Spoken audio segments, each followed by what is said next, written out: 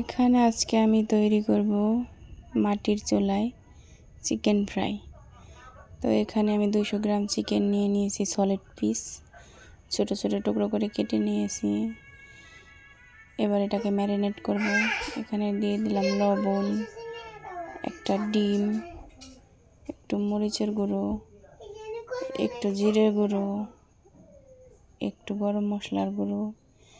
এখানে দিলাম tomato sauce, এটা হচ্ছে সয়া সস, দিলাম চিলি সস,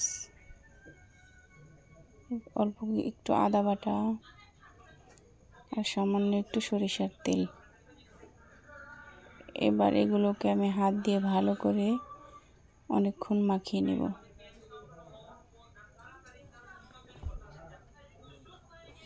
ভালো করে মাখিয়ে নেওয়ার পর আধা ঘন্টা রেস্টে রেখে দেব। এবার চলে আসলাম চুলায় তেল গরম করতে।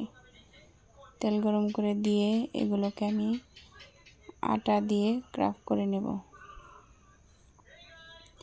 মাংসের টুকরোগুলোকে আটা দিয়ে মাখিয়ে নেওয়ার পরে এই তো এটা দিয়ে আমি মাংসগুলোকে মাখিয়ে তেলে দিয়ে দিলাম।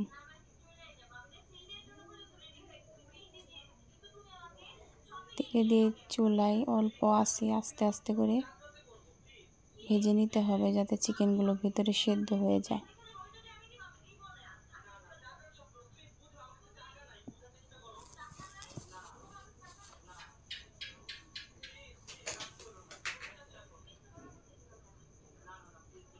তো এই তো আমার এক পিঠ ভাজা হয়ে গেছে। এবার চিকেনগুলোকে একটু উল্টে নিলাম। এই তো হয়ে গেল আমার চিকেন ফ্রাই, গ্রামে মাটির চুলায় চিকেন ফ্রাই রেসিপি।